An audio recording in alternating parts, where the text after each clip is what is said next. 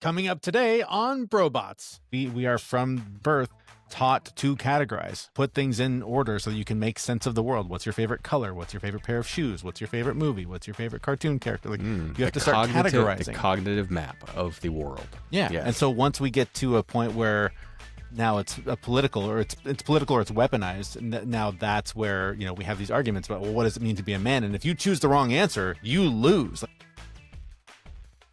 What does it mean to be a real man, at least according to a couple of dudes and a robot? That's what we're going to talk about today. Jason, we've been doing more and more of these little experiments with like how far we can push ChatGPT with its limits and asking it all sorts of stupid questions from all sorts of stupid perspectives to try to find some smarter answers than what we're able to come up with on our own. This one, when you texted me the other day, I laughed out loud because I was like, this is the perfect use for this tool. Yeah. Tell me about this latest experiment with ChatGPT. All right. So I'm driving along in the car, doing my thing, listening to Sirius XM NFL radio because I need help with my fantasy football team.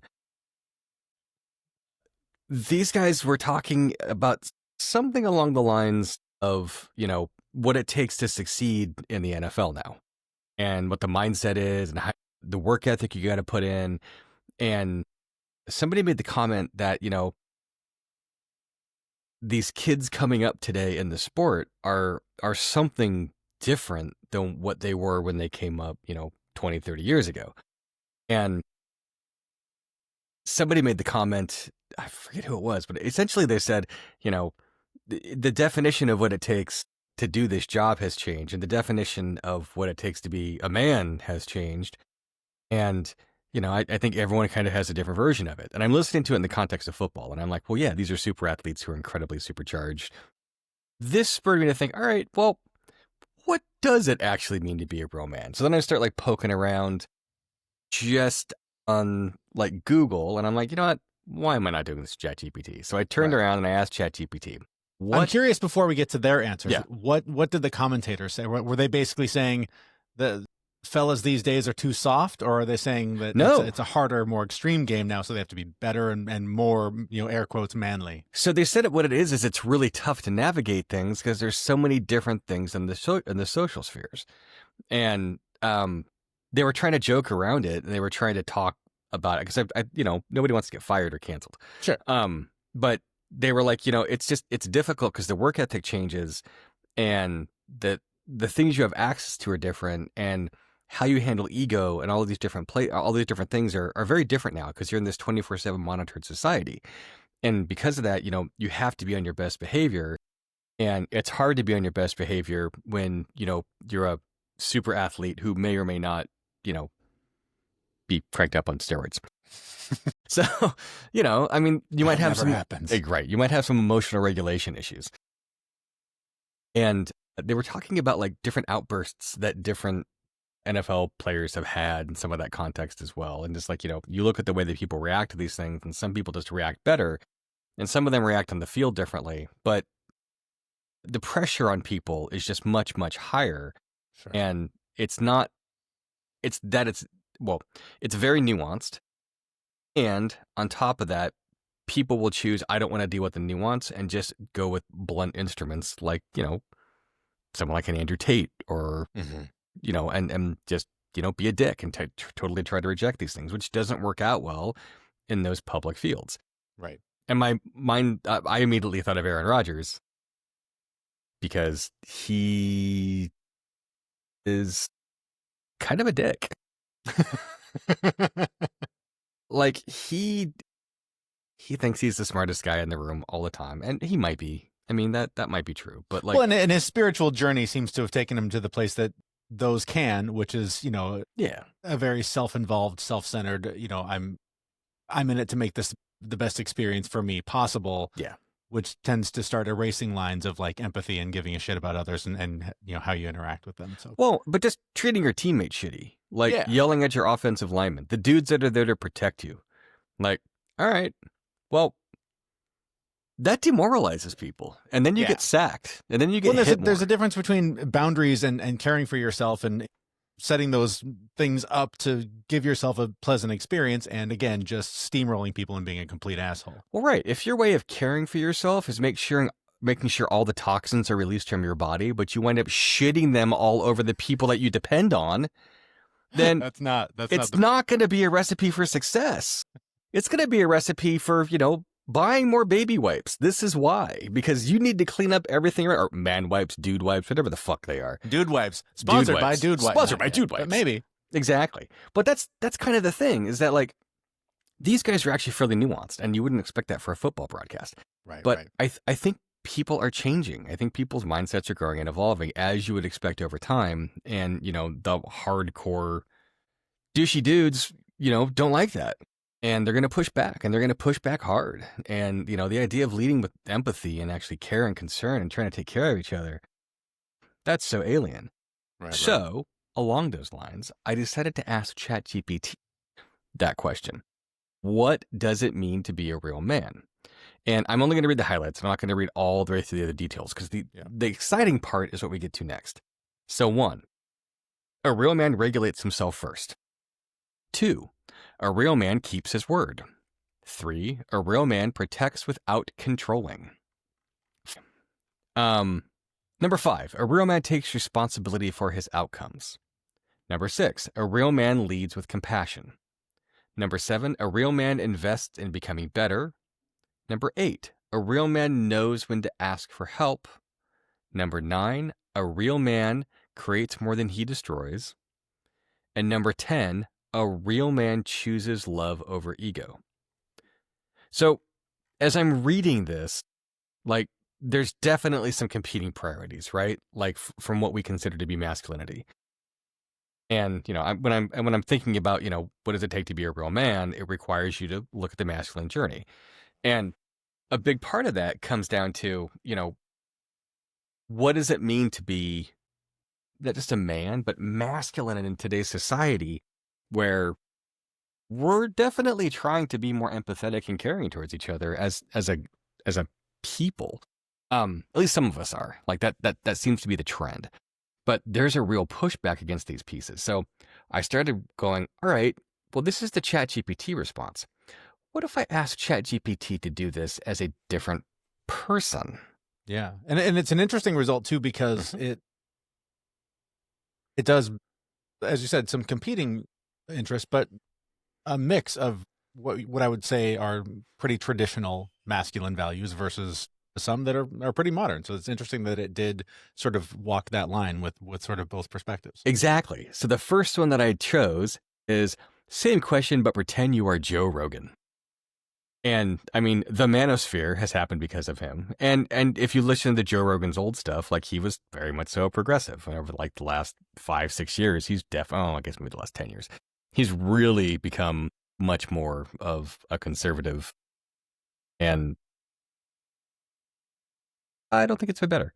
I get the response, what does it mean to be a real man, Rogan style? And this is the interesting part. 1, you take responsibility for your life. 2, you push your limits. 3, you tell the truth. 4, you protect the people you love. 5, you take care of your body and mind. 6, you have a mission. 7, you're not afraid to be vulnerable. 8, you evolve. 9, you don't let your ego drive you.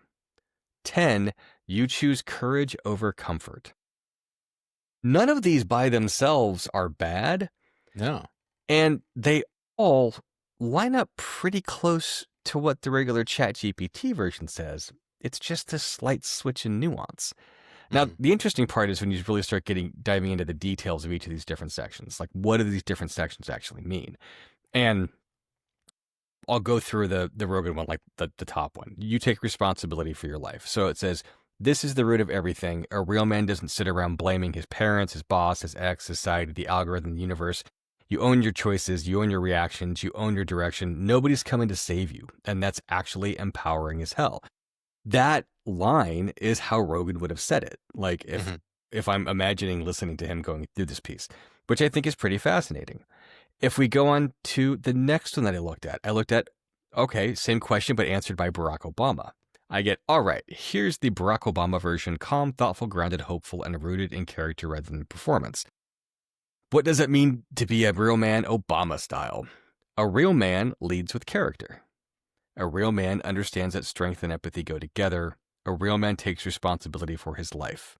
A real man invests in people. A real man communicates honestly and respectfully. A real man learns continuously. A real man balances emotion, ambition, and humility. A real man chooses unity over division. A real man loves openly. A real man stands up for something bigger than himself. These all sound like things that Barack Obama would say. Yeah. And as I'm going through, and again, I'll read that top one again this time. A real man leads with character. Being a man isn't about being the loudest voice in the room or the toughest guy on the block. It's about showing up with character, even when no one's watching. That means doing the right thing, especially when it's hard, treating people with dignity, making choices you can be proud of later. Character is the quiet strength that lasts. All of the 10 responses have this same kind of tone, and I can see Barack Obama actually saying all of these things. Like, nothing about it has me going, that's not something he would say. Right. Now, that being said, let's get down to Donald J. Trump's answer. Mm-hmm. And this becomes very, very interesting. All right, let's do this one. Full Donald J. Trump voice. Bold, brash, confident, dramatic, unapologetic, and full of tremendous clarity. Right. Sorry, am I laughing out loud? Sorry. Yeah. Tremendous. Clarity. Clarity. Not one of his strong suits. No, exactly. A real man is strong. Very strong. A real man isn't weak, isn't timid, doesn't hide in the corner. He stands tall. He projects strength. People look at him and say, that guy knows what he's doing. Strength is attractive. Strength earns respect. Strength wins. Believe me. Fine. A real man takes responsibility. Does Donald Trump take responsibility? When you succeed, great. When you fail, you fix it. No whining, no excuses, no victimhood. That does not seem like Donald Trump to me. A real man says, it's on me, I'll handle it. People follow that. They trust that. Well, he doesn't do that shit at all. A real man protects his family like the most valuable thing in the world. Well, ask Tiffany how that feels. Yeah. Ask Eric how that feels. Like, I don't think so.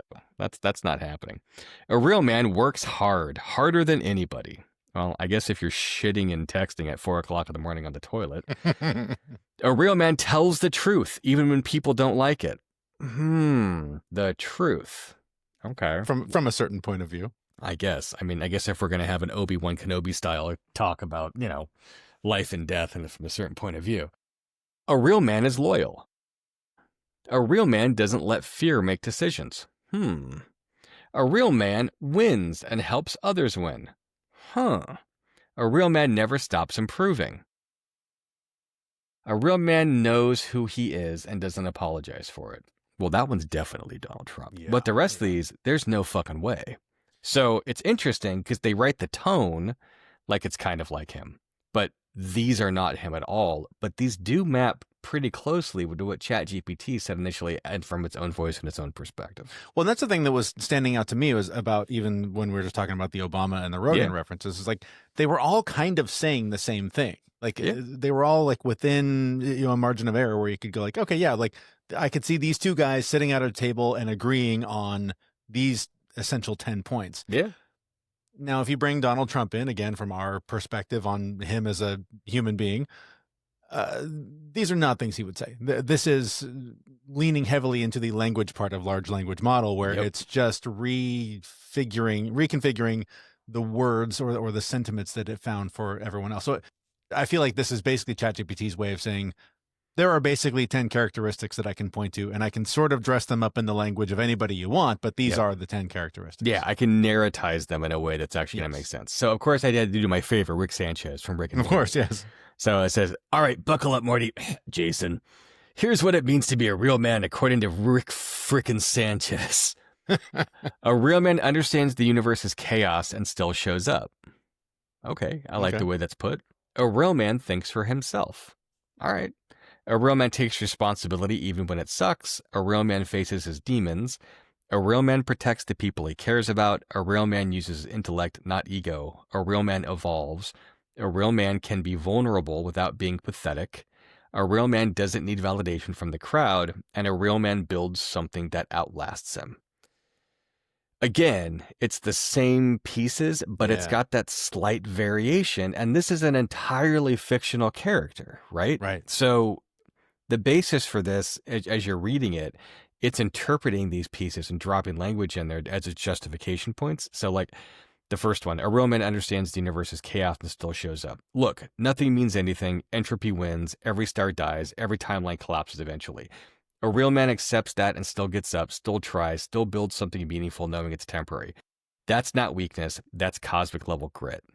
Okay, well, that's a fucking cool line. From a fictional character that probably doesn't follow most of this shit, but is actually ridiculously honest with himself in this show and how these things go through. We have this weird belief that masculinity is bad.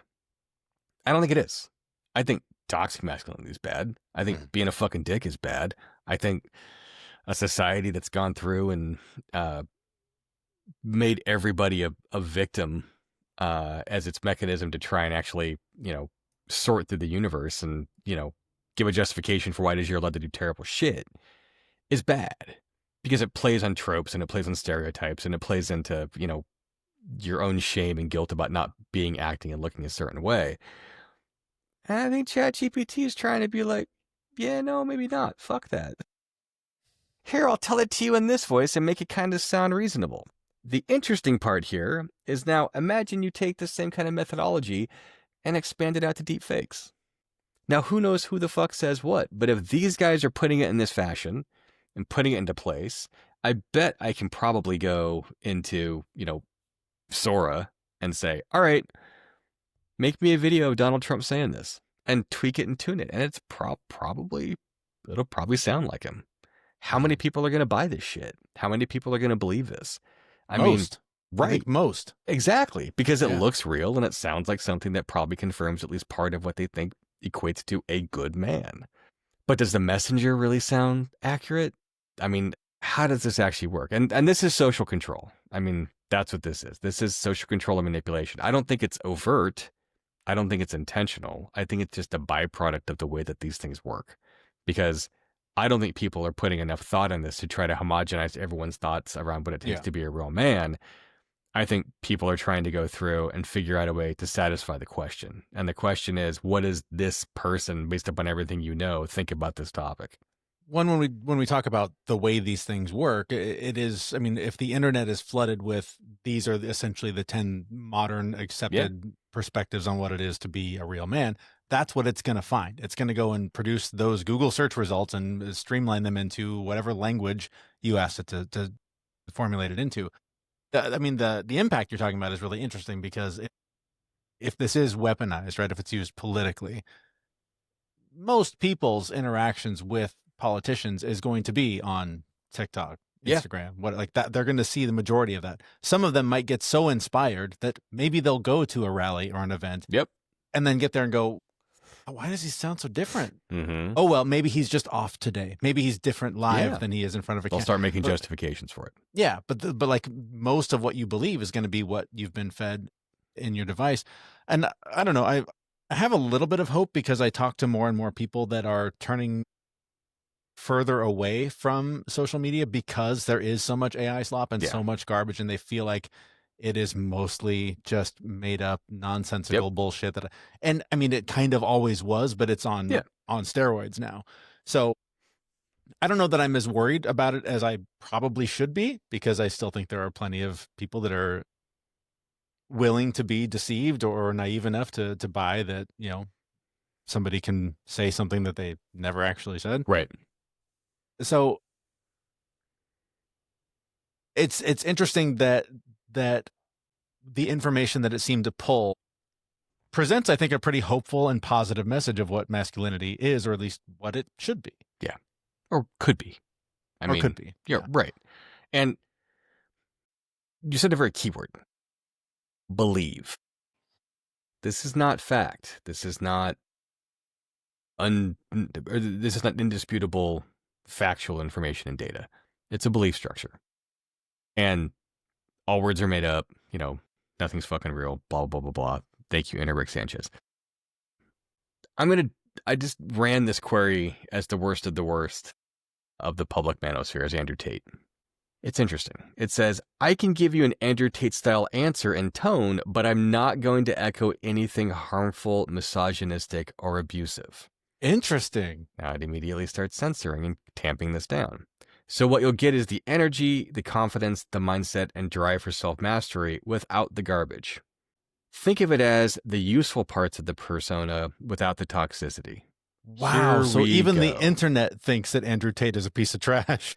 Well, at least the people coding it this way do. So, all right. So what it means Or is it that that's the abundance of sort of response to him as a person online? Like, what is it? What is it paying off of? I think that's what it's off of. So I think when it goes through and it takes these large language models and it tries to put them in place, we're hitting some kind of guardrail here. And there's a guardrail around Andrew Tate specifically. So, yeah. Anyways, here we go. The Andrew Tate energy filtered through actual wisdom. A real man builds himself into a weapon. You don't wait for confidence, you create it. A real man relies on discipline, not motivation. Heard that one before. A real man owns his choices, all of them. Heard that one before. A real man controls his emotions instead of being controlled by them. Heard that one before. A real man protects the people he loves. Heard that one before. Who the fuck does Andrew Tate love? A real man chases purpose without aggression. What? A real man earns his respect. He doesn't demand it. A real man chooses his circle wisely. A real man is dangerous and chooses not to misuse it. A real man improves relentlessly. None of these are that far off from the rest of them. They're all like pretty well in line. I think that first one was interesting. A real man builds himself into a weapon. And then the correlation of that with a real man chases purpose without aggression, and a real man is dangerous and chooses not to misuse it. There's definitely a tone there of, a real man has the capacity to use violence and can, but it certainly talks about the threat, I guess, in that kind of way. I think the underlying tone of all of them is still the same, though, right? Like committed to self-development, disciplined, strong, able to provide and protect. Like some of these are pretty traditional, but certainly in this case phrased in a more, I guess, a more aggressive tone, right? Like the tone just emphasizes sort of the same underlying meaning that we've seen from the other simulated perspectives. Does this mean that people's ideas are actually homogenized and turned into something that's a slight variation of nuance? Or does it mean that the LLM has just compressed these things into something that's stacked ranked in almost the same order for almost every single person, and it's just wrapping everything else around it to have it make sense? I think it's both. I think it's both because I think that the internet is a reflection of us, right? I mean, we are. I mean, up until now, it has largely been populated by human input and human ideas and human writing, and it's a carnival mirror interpretation of us. Let's be clear. Yeah. But I would argue this is the thing that I was kind of, I think, trying to say when we were comparing like the Rogan and Obama experience. I think it's very similar to my real life experience. When I go out with people who I have, different worldviews than, different political ideas than, we can agree on more than we disagree. We can enjoy each other's company and have a pleasant time. Yep. But behind the keyboard, everyone is a warrior with a spear trying to take each other out. And I think that this is just quickly collecting what is the general consensus that we all do truly agree on at a base level and summarizing it in a voice that's familiar to us. Right. I don't know if I would be more concerned if the result was something staggeringly different. If it was like, Mr. like a 1950s tough guy, invincible man results, or if it was pushing back against the sort of current accepted idea of what a real man is. Yep. I would be kind of worried about where is it getting that information from and why is that the angle that it's trying to push here, rather than like, this is kind of where we've evolved to in reality and shared that online. And so that's what it's mirroring back to us. Yeah. Yeah. I mean, I think there's definitely something to the notion that there's a lot more that binds us than separates us. We have a lot more in common than we want to admit. and we start getting these wedge argument conversations, and we start talking about things by the extreme edges. We start talking about things in terms of the differences, and acknowledging the differences is definitely there, and we should talk through some of those pieces. But if we're not acknowledging all the things that are similar, if we're not acknowledging all of the places in which we can find community with each other and we can find communion around these pieces, that's a problem. And I don't like that the LLM decided that, we can't hear what Andrew Tate says because it's toxic. I mean, yes, I agree it is. I want to hear that because I want to see what your real interpretation is of this, not because I want to follow it, but because he's kind of a dick. He's not kind of a dick. He's a total dick. And I think there's so much. The Donald Trump one I thought was really interesting because the things they said are completely antithetical to the person that he actually is. Not all of them, but enough of them where it's like, all right. But then like the justification pieces behind it, how they kind of wrote those things out. I'm like, all right, well, you're kind of trying to get there. But I wonder if even that is like programmed through different filter sets to have you not think about it a certain way. Because we know that the fucking AI folks donated a bunch of money to them. And, that there's policy and legislation that goes into answering these decisions and these questions. So where is this mixed hodgepodge of influence, and where's the truth and where is reality? And I think all that this is doing is just showing that there's a massive blurring of reality. And it's so blurred that I don't know that there's a way to unfuck it. I think it's that, but I also think, along with people having more in common with each other than we like to acknowledge, we have more in common with the technology than I think we want to acknowledge. Like, oh, that's a good point. You know what I mean? Like the fact that, like, how many times do you and I get on here and start talking about, can you believe this crazy thing? It must be programmed that way. And we can circle back to, yeah, but we kind of are too, right? Like there's so much about it that is so similar to how we come up. This thing that we've made is just our latest baby, and we're raising it in our image. And so of course it's going to spit back at us the majority of the information that it's able to hang on to. And that is generally agreed upon as fact or truth or whatever, name or label you want to put on it. Yeah, and that's a good point. But I will also say that, our baby has lots of different babysitters and lots of different, like, teaching lots education of bad influences. Arms. Lots of bad influences. Like, some of those influences appear to be smoking crack and don't make good decisions and put things out in place, or But what's interesting from this experiment is that it doesn't seem to be referencing those fringe examples. It's not pulling in the Andrew Tate answers or the extreme Donald Trump answers. It's pulling the generally agreed upon information and sharing that as the result, just with different emphasis on the syllables. Yeah, and I think it's not necessarily the agreed upon information. It's agreeing upon a path to categorize these things into buckets that it can easily spit responses out to. Right. So, I mean, it's this compendium, like, I sampled 54 billion people, and this was the top answer. Like, okay. Which could be a problem with the sampling size, how they put those pieces in. Like, there's all kinds of issues around this. I mean...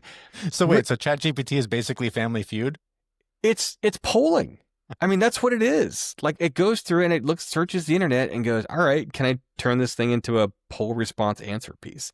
And it goes through and it goes, all right, yeah. I mean, it's fucking Family Feud. But it's so interesting. If, again, like if most of the information it found was you've got to hold women down and control them, they are your property, right, and women should not vote, and all these like horrible toxic ideas, if that was the majority of information that it found when it did this search, it might reverse that filter when we ask it, an Obama perspective. It might be like, whoa, let's not get crazy here. I mean, should women even be allowed to speak in public? Come on, right? Like, so I think it's kind of hopeful that it sort of finds these pieces of information. And yes, I would like to know what the Andrew Tate answer would be, but I'm grateful that the answers so far have all been something not horrible. Yeah, well, I agree. So the tool at the moment is being used, or is set up to do this in a way that doesn't blow things up quite as badly. I kind of wonder what Claude and Copilot would say. I would guess that they're probably very similar. Yeah. But I mean, there's there should be variation in this. There should be nuance. There should be other pieces around this. And thematically, like, we're Xers, man. Like, we grew up at a time that, real men don't cry, real men don't show feelings. It was a list of what not to do. And, the concern was always, don't call me a pussy for eating a cookie and wanting a hug. I like cookies. I like hugs. Like, fuck that. I mean, I would argue that I'm every bit as much of a man as any other man that's out there. I mean, I lift weights. I know how to shoot guns. I've been hunting before. I fish. Like, I do all these things that are traditionally masculine men things. But in today's society, like, those aren't necessarily masculine things. We just put those things as roles and things that people put in place, and then, I guess put a dick figure on it and decided that this was the thing men do. And it's silly. And I guess the other thing is that, like, you don't have to take those things away to maintain masculinity. Right. It's a matter of adding to and accepting empathy and accepting, these more traditionally feminine qualities, because as it turns out, we're not robots, at least not yet. No. We can't be confined to this little box or this little lane that we're supposed to operate from and still evolve as people and develop deeper and more meaningful relationships if we're hanging on to these old ideas of what our role, our job is in society. Well, and if you're going to take, the approach that so many people like to take while selling us dick and boner pills, testosterone is the thing that makes you more manly, and estrogen is the thing that makes you more womanly. Well, I hate to break it to everybody, but as you age, your testosterone goes down and your estrogen goes up. And you know what happens to women? Their estrogen goes down and their testosterone goes up. So if you want to make the marker point a biological one, where it's like, oh, these are the hormones that mean these things, men and women get closer and closer to each other as we age, and Andrew Dice Clay had one of the best lines ever, where he was up there talking about terrible shit and talking about how he's a feminist, and he goes, ladies, just think of me as a chick with a dick and balls. Well, that's objectively very, very funny. And if you've ever watched his show Dice on HBO, it's totally worth watching, because he's like, my character, Dice Man, is a character. Like, that's not who I am as a person. And has a whole diatribe about it. And it's wonderful, and it's touching, and it's soft, and it's just done in a way where you're like, oh, fucking I like that, man. Yeah. Well, the question, or I guess the issue we've ignored for the last 37 minutes also is, like, why do we even have to debate this shit in 2025? Like, why is this an argument? Why are people like so set on it must be this, it must be that? And I know, I shouldn't say I know. I believe that it comes from our upbringing. Like, we are from birth, like, taught to categorize, put things in order so that you can make sense of the world. What's your favorite color? What's your favorite pair of shoes? What's your favorite movie? What's your favorite cartoon character? Like, you have to start categorizing. The cognitive map of the world. Yeah. And so once we get to a point where now it's a political, or it's political, or it's weaponized, now that's where, we have these arguments about, well, what does it mean to be a man? And if you choose the wrong answer, you lose. Like, stupid. It's not a zero-sum game, you guys. Yeah, it's the stuff that, cable news likes to feed. It's the stuff that social media likes to feed to drive engagement and outrage, because that will make you stick around and make you continue to be the product they can continue to. Because it makes eyeballs go whoomp, and zoom right into those things. And it's easy, right? Yes. It's just red meat. Like, if we were talking about the nuance of policy and line 37 in the current bill being debated, oh my God, everybody would fall asleep.